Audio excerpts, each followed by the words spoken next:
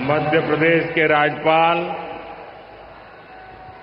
श्रीमान मंगूभाई पटेल, हमारे लोकप्रिय मुख्यमंत्री श्रीमान मोहन यादव जी,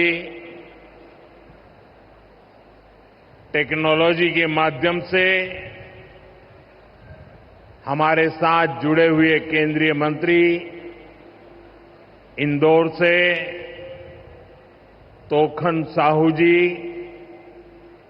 दतिया से राम मोहन नायडू जी, सतना से मुरलीधर मोहोल जी, यहां मंच पर उपस्थित राज्य के उप मुख्यमंत्री जगदीश देवड़ा जी, राजेंद्र शुक्ला जी, लोकसभा में मेरे साथी बीडी शर्मा जी, अन्य मंत्रीगण, जनप्रतिनिधिगण और विशाल संख्या में आए हुए मेरे प्यारे भाई और बहनों, सबसे पहले मैं मां भारती को, भारत की मातृशक्ति को प्रणाम करता हूं।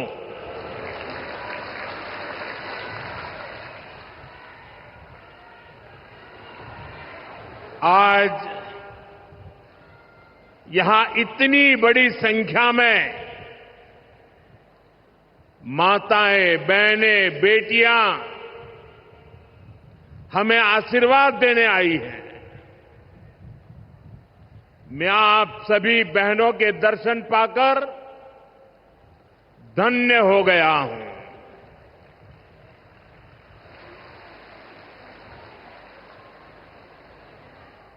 भाइयों बहनों, आज लोकमाता देवी अहिल्याबाई होलकर जी की 300वीं जन्म जयंती है। 140 करोड़ भारतीयों के लिए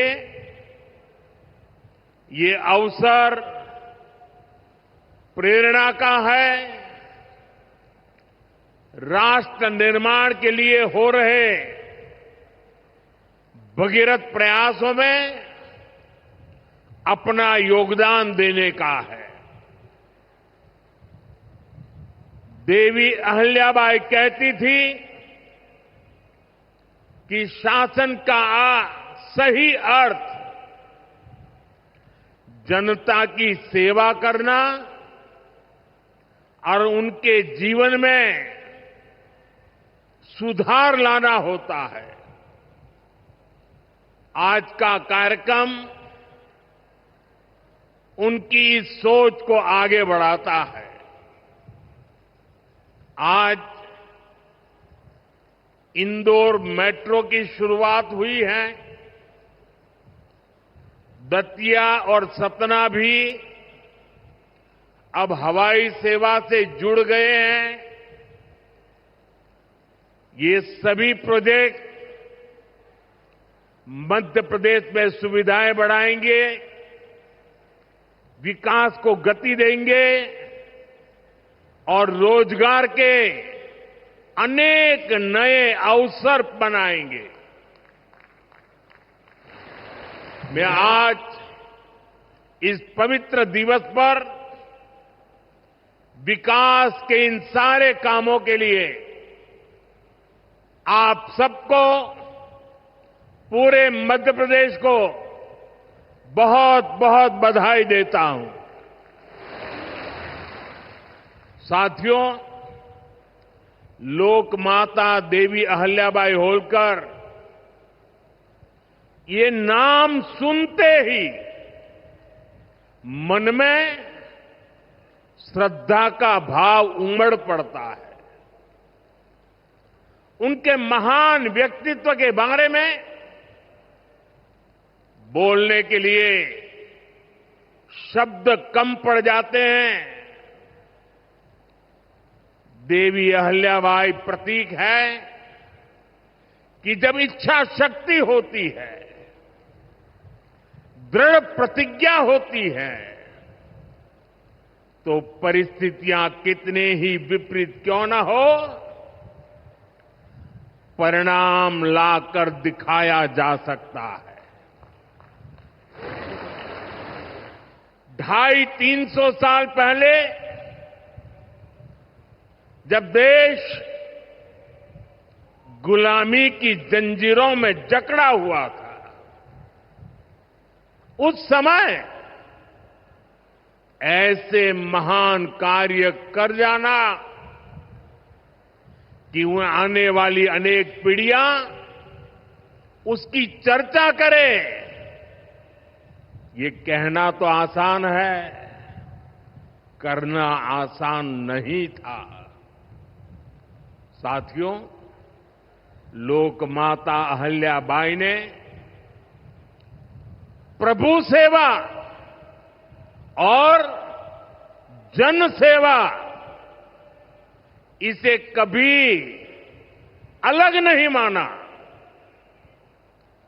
कहते हैं वे हमेशा शिवलिंग अपने साथ लेकर चलती थी। उस चुनौतीपूर्ण कालखंड में एक राज्य का नेतृत्व कांटों से भरा ताज कोई कल्पना कर सकता है? कांटों से भरा ताज पहनने जैसा वो काम, लेकिन लोकमाता अहल्याबाई ने अपने राज्य की समृद्धि को नई दिशा दी। उन्होंने गरीब से गरीब को समर्थ बनाने के लिए काम किया। देवी अहल्याबाई भारत की विरासत की बहुत बड़ी संरक्षक थी। जब देश की संस्कृति पर, हमारे मंदिरों, हमारे तीर्थ स्थलों पर हमले हो रहे थे, तब लोक माता ने उन्हें संरक्षित करने का बीड़ा उठाया। उन्होंने काशी विश्वनाथ सहित पूरे देश में हमारे अनेकों मंदिरों का, हमारे तीर्थों का पुनर्निर्माण किया। और ये मेरा सौभाग्य है कि जिस काशी में लोकमाता अहल्याबाई ने विकास के इतने काम किए, उस काशी ने मुझे भी सेवा का अवसर दिया है। आज अगर आप काशी विश्वनाथ महादेव के दर्शन करने जाएंगे तो वहां आपको देवी अहल्याबाई की मूर्ति भी वहां पर मिलेगी। साथियों, माता अहल्याबाई ने गवर्नेंस का एक ऐसा उत्तम मॉडल अपनाया जिसमें गरीबों और वंचितों को सबसे ज्यादा प्राथमिकता दी गई। रोजगार के लिए, उद्यम बढ़ाने के लिए उन्होंने अनेक योजनाओं को शुरू किया। उन्होंने कृषि और वन उपज आधारित कुटीर उद्योग और हस्तकला को प्रोत्साहित किया। खेती को बढ़ावा देने के लिए छोटी छोटी नहरों की जाल बिछाई, उसे विकसित किया। उस जमाने में आप सोचिए, 300 साल पहले जल संरक्षण को बढ़ावा देने के लिए उन्होंने कितने ही तालाब बनवाए। और आज तो हम लोग भी लगातार कह रहे हैं, कैच द रेन, बारिश के एक एक बूंद के पानी को बचाओ। देवी अहल्या जी ने 250-300 साल पहले हमें एक काम बताया था। किसानों की आय बढ़ाने के लिए उन्होंने कपास और मसालों की खेती को प्रोत्साहित किया। आज 250-300 साल के बाद भी हमें बार बार किसानों को कहना पड़ता है कि क्रॉप डाइवर्सिफिकेशन बहुत जरूरी है। हम सिर्फ धान की खेती करके या गन्ने की खेती करके अटक नहीं सकते। देश की जरूरतों को, सारी चीजों को हमें डाइवर्सिफाई करके उत्पादित करना चाहिए। उन्होंने आदिवासी समाज के लिए, गुमंतु टोलियों के लिए खाली पड़ी जमीन पर खेती की योजना बनाई है। ये मेरा सौभाग्य है कि मुझे एक आदिवासी बेटी आज जो भारत के राष्ट्रपति पद पर विराजमान है, उनके मार्गदर्शन में मेरे आदिवासी भाई बहनों की सेवा करने का मौका मिला है। देवी अहल्या ने विश्व प्रसिद्ध माहेश्वरी साड़ी के लिए नए उद्योग लगाए और बहुत कम लोगों को पता होगा कि देवी अहल्या जी हुनर की पारखी थी और वो जूनागढ़ से, गुजरात में जूनागढ़ से कुछ परिवारों को माहेश्वर लाई और उनको साथ जोड़ करके आज से 250-300 साल पहले ये माहेश्वरी साड़ी का काम आगे बढ़ाया, जो आज भी अनेक परिवारों का वो गहना बन गया है और जिससे हमारे बुनकरों को बहुत फायदा हुआ। साथियों, देवी अहल्याबाई को कई बड़े सामाजिक सुधारों के लिए भी हमेशा याद रखा जाएगा। आज अगर बेटियों की शादी की उम्र की चर्चा करें तो हमारे देश में कुछ लोगों को सेक्युलरिज्म खतरे में दिखता है। उनको लगता है ये हमारे धर्म के खिलाफ है। ये देवी अहल्या जी देखिए, मातृशक्ति के गौरव के लिए उस जमाने में बेटियों की शादी की उम्र के विषय में सोचती थी। उनकी खुद की शादी छोटी उम्र में हुई थी, लेकिन उनको सब पता था कि बेटियों के विकास के लिए कौन सा रास्ता होना चाहिए। ये देवी अहल्या जी थी, उन्होंने महिलाओं का भी संपत्ति में अधिकार हो, जिन स्त्रियों के प्रति की असमय मृत्यु हो गई हो वो फिर विवाह कर सके। उस कालखंड में ये बातें करना भी बहुत मुश्किल होता था, लेकिन देवी अहल्याबाई ने इन समाज सुधारों को भरपूर समर्थन दिया। उन्होंने मालवा की सेना में महिलाओं की एक विशेष टुकड़ी भी बनाई थी। ये पश्चिम की दुनिया के लोगों को पता नहीं है, हमें कोसते रहते हैं। हमारी माताओं बहनों के अधिकारों के नाम पर हमें नीचा दिखाने की कोशिश करते हैं। 250-300 साल पहले हमारे देश में सेना में महिलाओं का होना, साथियों, महिला सुरक्षा के लिए उन्होंने गांवों में नारी सुरक्षा टोलियां ये भी बनाने का काम किया था। यानी माता अहिल्याबाई राष्ट्र निर्माण में हमारी नारी शक्ति के अमूल्य योगदान का प्रतीक है। मैं समाज में इतना बड़ा परिवर्तन लाने वाली देवी अहिल्यादेवी जी को आज श्रद्धापूर्वक नमन करता हूं, उनके चरणों में प्रणाम करता हूं और मैं उनसे प्रार्थना करता हूं कि आप जहां भी हो, हम सभी पर अपना आशीर्वाद बरसाए। साथियों, देवी अहिल्या का एक प्रेरक कथन है जो हम कभी भूल नहीं सकते। और उस कथन का अगर मोटे मोटे शब्दों में मैं कहूं तो उसका भाव यही था कि जो कुछ भी हमें मिला है वो जनता द्वारा दिया ऋण है, जिसे हमें चुकाना है।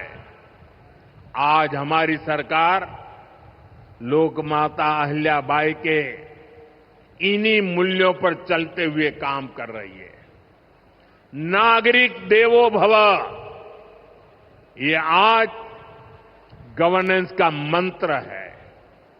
हमारी सरकार विमेन लेड डेवलपमेंट के विजन को विकास की धुरी बना रही है।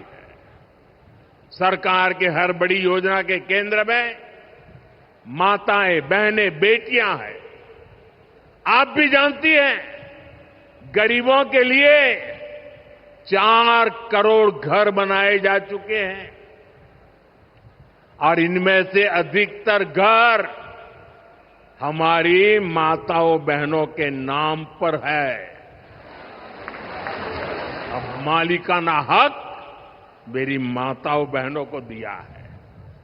इनमें से ज्यादातर महिलाएं ऐसी हैं जिनके नाम पहली बार कोई संपत्ति दर्ज हुई है। यानी देश की करोड़ों बहनें पहली बार घर की मालकिन बनी है।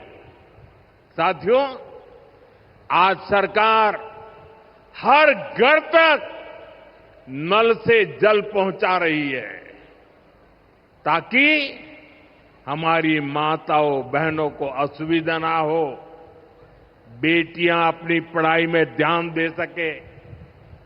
करोड़ों बहनों के पास पहले बिजली, एलपीजी गैस और टॉयलेट जैसी सुविधाएं भी नहीं थी।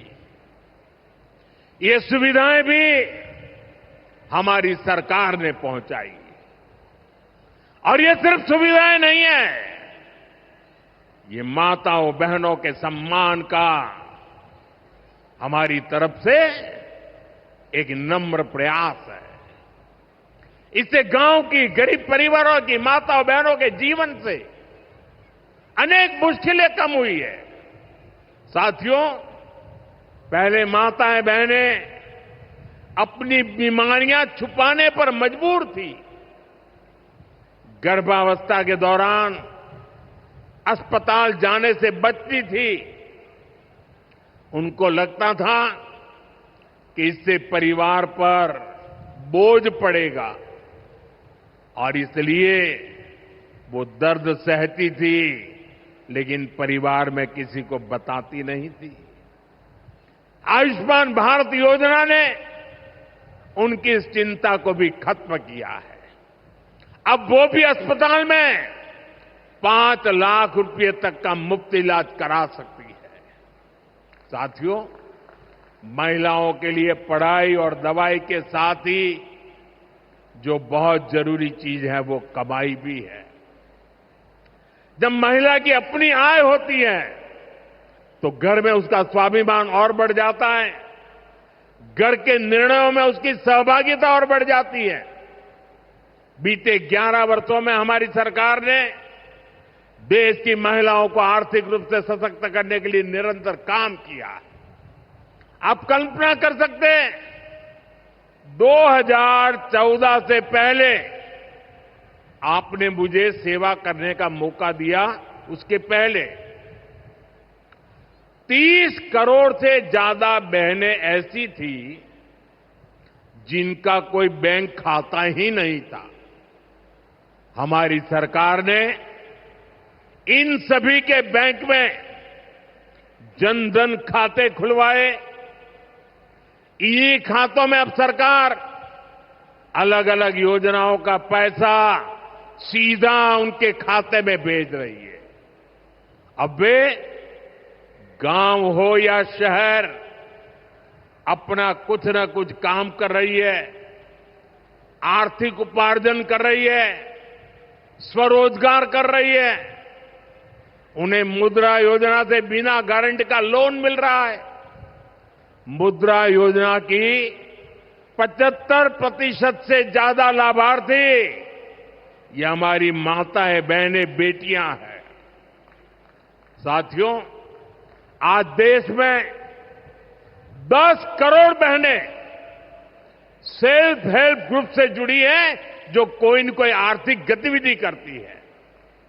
ये बहनें अपनी कमाई के नए साधन बनाएं, इसके लिए सरकार लाखों रुपयों की मदद कर रही है। हमने ऐसी 3 करोड़ बहनों को लखपति दीदी बनाने का संकल्प लिया है। मुझे संतोष है कि अब तक 1.5 करोड़ से ज्यादा बहनें लखपति दीदी बन भी चुकी है। अब गांव-गांव में बैंक सखियां लोगों को बैंकिंग से जोड़ रही है। सरकार ने बीमा सखियां बनाने का अभियान भी शुरू किया है। हमारी बहनें, बेटियां अब देश को बीमा की सुरक्षा देने में बहुत बड़ी भूमिका निभा रही हैं। साथियों, एक समय था जब नई टेक्नोलॉजी आती थी तो उससे महिलाओं को दूर रखा जाता था। हमारा देश आज उस दौर को भी पीछे छोड़ रहा है। आज सरकार का प्रयास है कि आधुनिक टेक्नोलॉजी में भी हमारी बहनें, हमारी बेटियां आगे बढ़कर के नेतृत्व दें।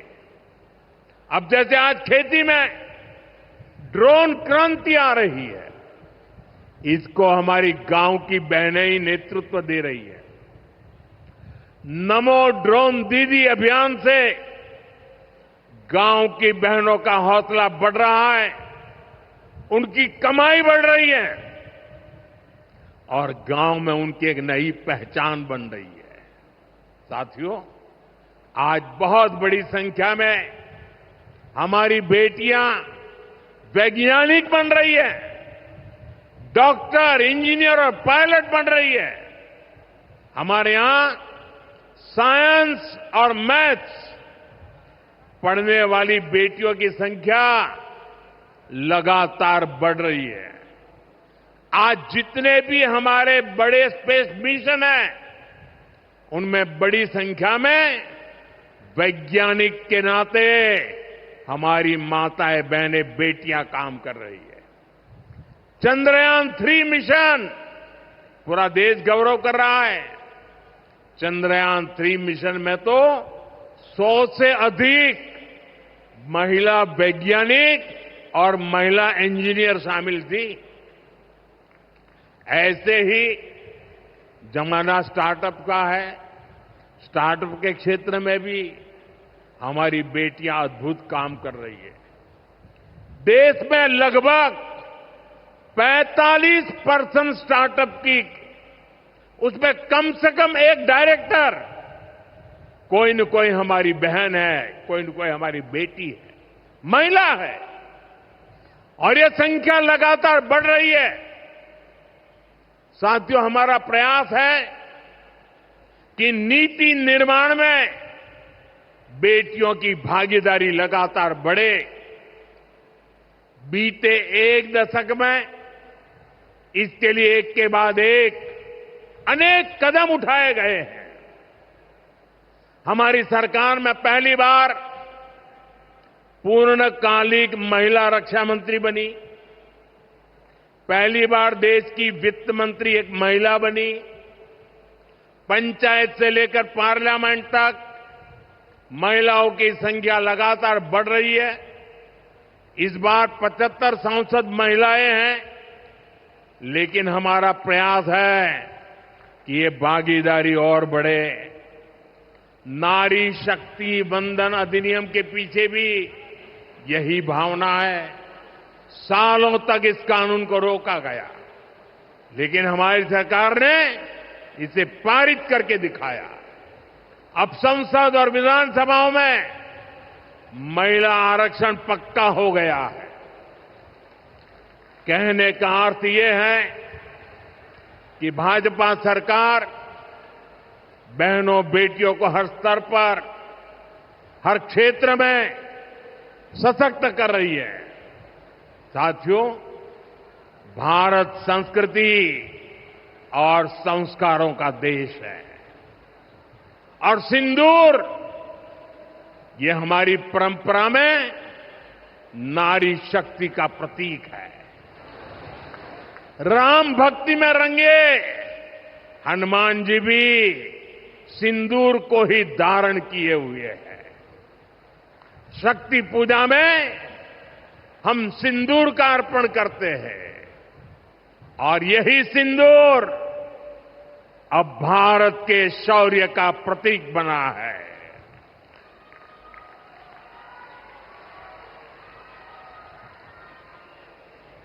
साथियों, पहलगाम में आतंकियों ने सिर्फ भारतीयों का खून ही नहीं बहाया, उन्होंने हमारी संस्कृति पर भी प्रहार किया है।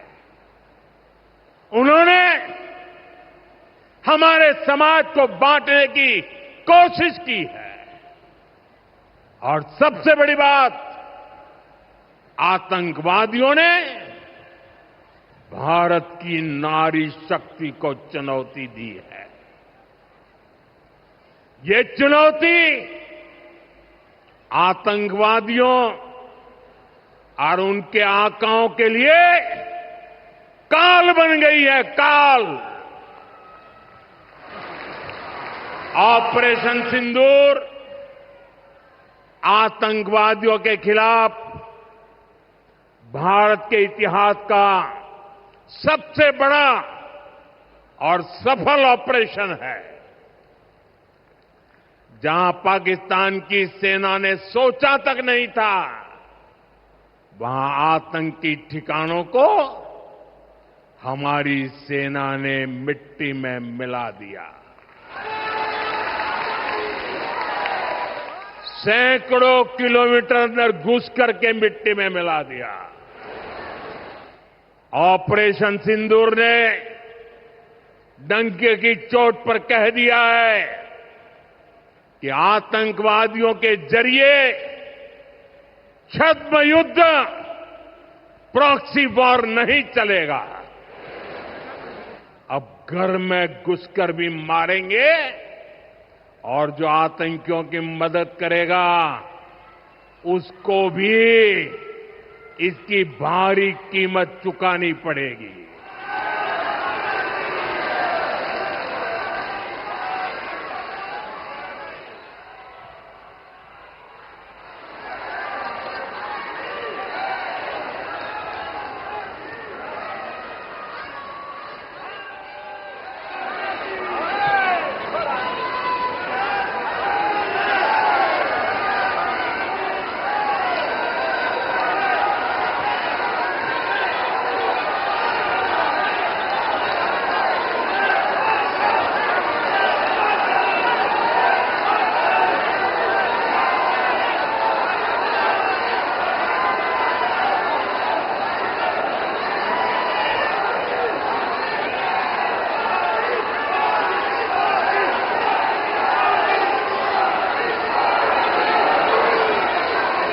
अब भारत का एक एक नागरिक कह रहा है,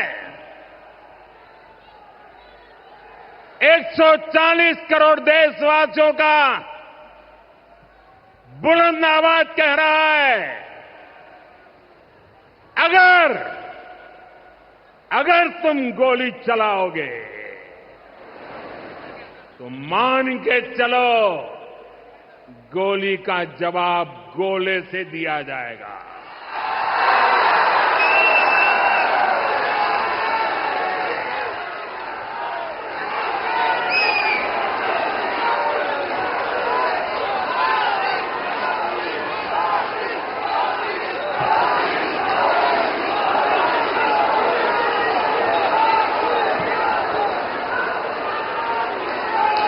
साथियों, ऑपरेशन सिंदूर हमारी नारी शक्ति के सामर्थ्य का भी प्रतीक बना है।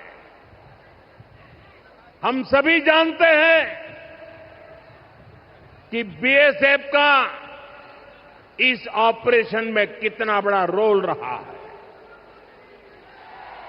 जम्मू से लेकर पंजाब, राजस्थान और गुजरात की सीमा तक बड़ी संख्या में बीएसएफ की हमारी बेटियां मोर्चे पर रही थी, मोर्चा संभाल रही थी। उन्होंने सीमा पार से होने वाली फायरिंग का मुंहतोड़ जवाब दिया। कमांड एंड कंट्रोल सेंटर से लेकर दुश्मनों की पोस्टों को ध्वस्त करने तक बीएसएफ की वीर बेटियों ने अद्भुत शौर्य दिखाया है। साथियों, आज दुनिया राष्ट्र रक्षा में भारत की बेटियों का सामर्थ्य देख रही है। इसके लिए भी बीते दशक में सरकार ने अनेक कदम उठाए हैं। स्कूल से लेकर युद्ध के मैदान तक आज देश अपनी बेटियों के शौर्य पर अभूतपूर्व भरोसा कर रहा है। हमारी सेना ने पहली बार सैनिक स्कूलों के दरवाजे बेटियों के लिए खोले हैं। 2014 से पहले एनसीसी में सिर्फ 25% कैडेट्स ही बेटियां होती थी। आज उनकी संख्या 50% की तरफ आगे बढ़ रही है। कल के दिन देश में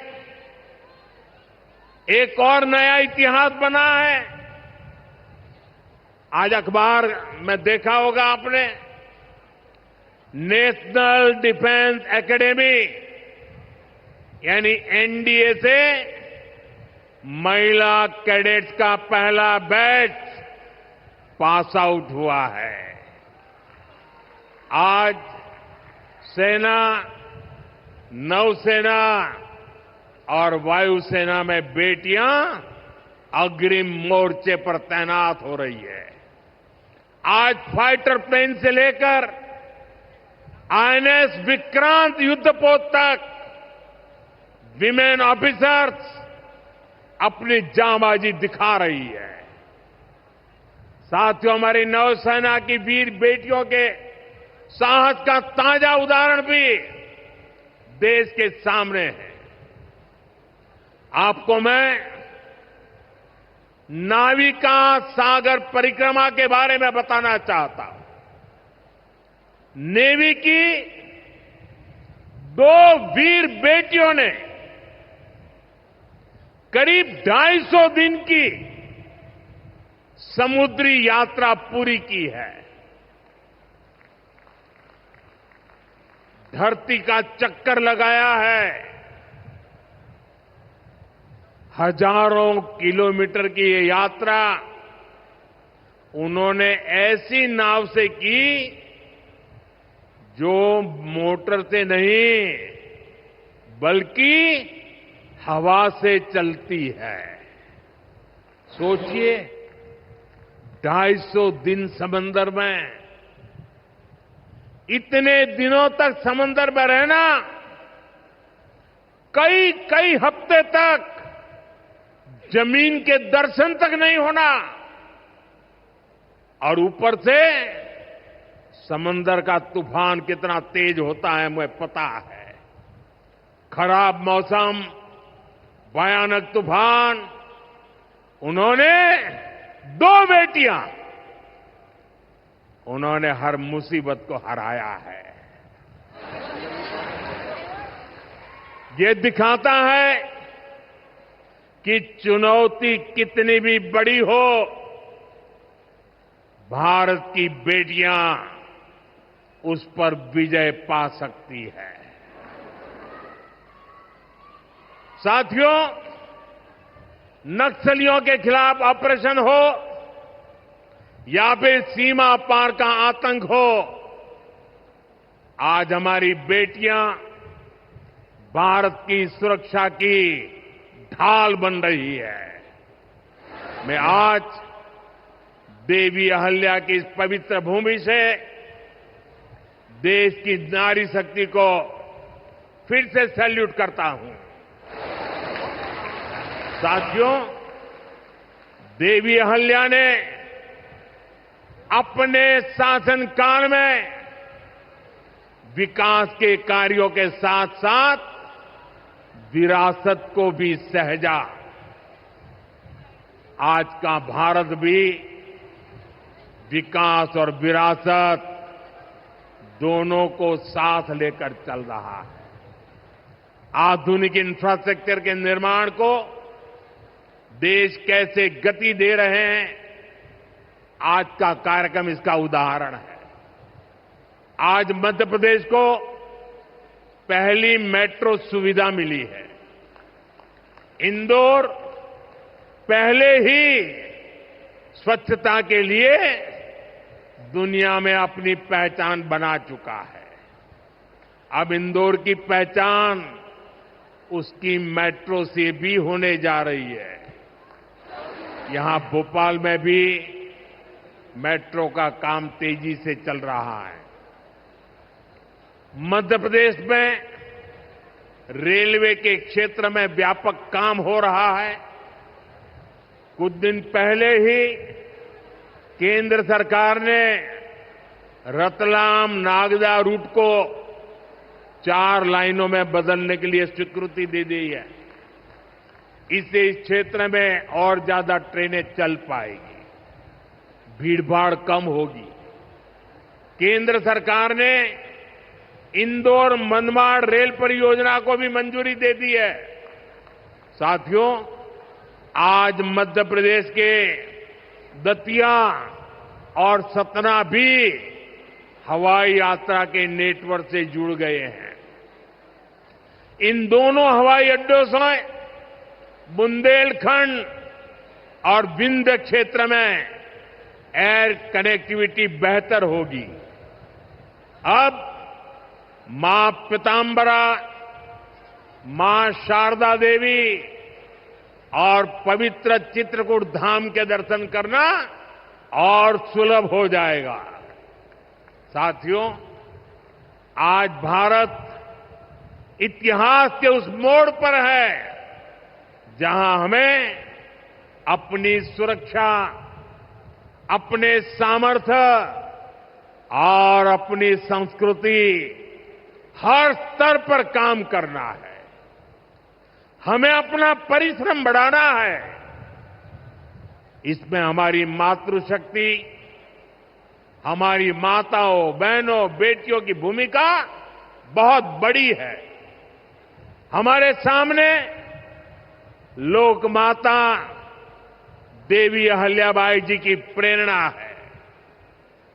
रानी लक्ष्मीबाई, रानी दुर्गावती, रानी कमलापति, अवंतीबाई लोधी, कित्तूर की रानी चेन्नम्मा, रानी गाडिल्यो, वेलु नाचियार, सावित्रीबाई फुले, ऐसे हर नाम हमें गौरव से भर देते हैं। लोक माता अहल्याबाई की 300वीं जन्म जयंती हमें निरंतर प्रेरित करती रहे। आने वाली सदियों के लिए हम एक सशक्त भारत की नींव मजबूत करें। इसी कामना के साथ आप सभी को फिर से एक बार बहुत बहुत शुभकामनाएं देता हूं। अपना तिरंगा ऊपर उठा करके मेरे साथ बोलिए, भारत माता की, भारत माता की,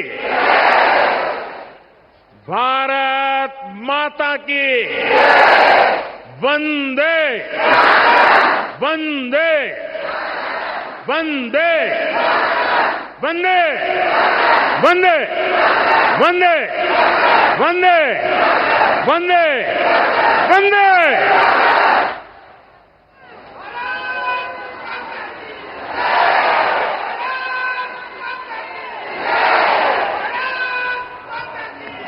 बहुत बहुत धन्यवाद माननीय प्रधानमंत्री जी।